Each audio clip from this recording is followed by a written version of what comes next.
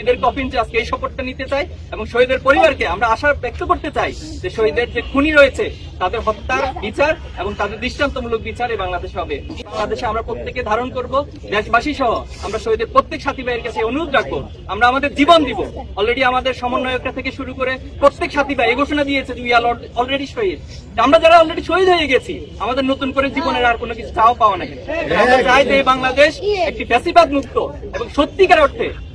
আসসালামু আলাইকুম। শহীদদের লাশের মিছিল যেন থামছে না। গতকালকে শহীদ হয়েছেন শহীদ আব্দুল্লাহ, আপনারা জানেন তার জানাজা অনুষ্ঠিত হয়েছে। তার জানাজার অনুষ্ঠানে বক্তব্য রেখেছেন বাংলাদেশ ইসলামী ছাত্র শিবিরের সেক্রেটারি জেনারেল জাহিদুল ইসলাম। তার বক্তব্য শুনে অঝরে কেঁদেছেন অসংখ্য মানুষ, কেঁদেছেন হাসনাত আব্দুল্লাহ। ইসলামী ছাত্র শিবিরের সেক্রেটারি জেনারেল কি বক্তব্য দিয়েছিলেন শহীদদের পিতা, শহীদের ভাই এবং শহীদদের সাথীদের উদ্দেশ্যে, চলুন আমরা তার মুখ থেকে জেনে আসবো।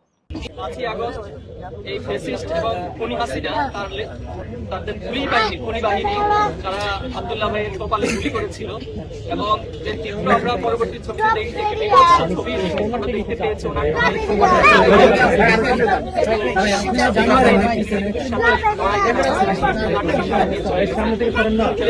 সান্ত্বনা দেওয়ার মতো কোনো ভাষা আমাদের কাছে নাই। কোরআন একটা আয়াত আমি উল্লেখ করতে চাই, যেটা ইমরানের 169 নম্বর আয়াতে আল্লাহ তাআলা বলছেন, ওয়ালা তাহসাবান্না আল্লাযীনা কুতিলু ফি সাবিলিল্লাহি আমওয়াত বাল আহইয়া।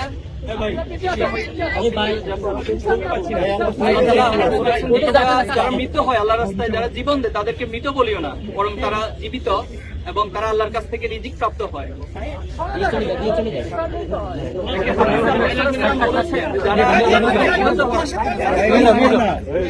তাদেরকে আল্লাহ তাআলা জান্নাতের পাখি যে রয়েছে তাদেরকে আল্লাহ তাআলা বক্ষণ করে দেন। এই পাখিগুলো জান্নাতের বিভিন্ন রিজিক বক্ষণ করে থাকে এবং তারা একটা পর্যায়ে আল্লাহর আরশের কাছে এসে পরস্পর কথোপকথন করে শরীররা। সেখানে তারা পরস্পর যখন বলে যে আমরা যে রিজিক প্রাপ্ত হচ্ছি, আল্লাহর কাছ থেকে যে নিয়ামত পাচ্ছি, জানি না আমাদের পরিবার আমাদেরকে নিয়ে কতটা কষ্ট অনুভব করছে এবং আমাদেরকে নিয়ে কতটা ভাবনায় আছে। তো সে জায়গা থেকে তোমাদের মধ্যে কি কেউ আছো আমাদের পরিবারের কাছে কি এই সান্ত্বনাটা দিবে যে আমরা আল্লাহ তাআলার কাছ থেকে রিজিক প্রাপ্ত হচ্ছি এবং আল্লাহ তাআলার নিয়ামত আমরা এখানে বক্ষণ করছি? আমরা শহীদ পরিবারের কাছে এতটুকুই বলতে চাই, যারা শহীদ হয়েছে নিঃসন্দেহে তারা আল্লাহর কাছ থেকে রিজিক প্রাপ্ত হবেন এবং শহীদ হিসেবে আপনাদের পরিবারের প্রত্যেকের সদস্যের মর্যাদাকে আল্লাহ তাআলা দুনিয়া এবং আখিরাতে অনেক বেশি মর্যাদা বৃদ্ধি করবেন ইনশাআল্লাহ। এবং আমরা এটা বলতে চাই যে যারা আজকে আবু সাঈদ থেকে শহীদ আব্দুল্লাহ পর্যন্ত যারা শহীদ হয়েছেন, তারা যে চেতনা রেখে গিয়েছেন, তারা যে স্পিরিট রেখে গিয়েছেন এবং এই আন্দোলনের সামগ্রিকভাবে যদি আমরা বিশ্লেষণ করি, শাহাদাতের তামান্নাটা ছিল বড় একটা শক্তি সেখানে। এবং প্রত্যেকটা আন্দোলনের কর্মী সাথী ভাইয়েরা যে আমরা শহীদ হয়ে যাব কিন্তু অন্যায়ের কাছে মাথা নত করবো না, এই প্রেরণাটাই আগামী দিনে আমরা নতুন বাংলাদেশের যে স্বপ্ন দেখছি সে বাংলাদেশে আমরা প্রত্যেকে ধারণ করব। দেশবাসী সহ আমরা শহীদের প্রত্যেক সাথী ভাইয়ের কাছে অনুরোধ রাখবো, আমরা আমাদের জীবন দিব। অলরেডি আমাদের সমন্বয়করা থেকে শুরু করে প্রত্যেক সাথী ভাই এই ঘোষণা দিয়েছে যে উই আর অলরেডি শহীদ। আমরা যারা অলরেডি শহীদ হয়ে গেছি আমাদের নতুন করে জীবনের আর কোনো কিছু চাও পাওয়া নাই। আমরা চাই যে বাংলাদেশ একটি ফ্যাসিবাদ মুক্ত এবং সত্যিকার অর্থে জুলুম এবং নির্যাতনের এখানে মূলোচ্ছেদ করবে, ন্যায় প্রতিষ্ঠিত হবে। আমরা শহীদের কফিনকে আজকে এই শপথটা নিতে চাই এবং শহীদের পরিবারকে আমরা আশা ব্যক্ত করতে চাই যে শহীদের যে খুনি রয়েছে তাদের হত্যার বিচার এবং তাদের দৃষ্টান্তমূলক বিচার এই বাংলাদেশে হবে। আমার কথা এখানে শেষ করছি। আসসালামু আলাইকুম ওয়া রাহমাতুল্লাহি ওয়া বারাকাতুহু।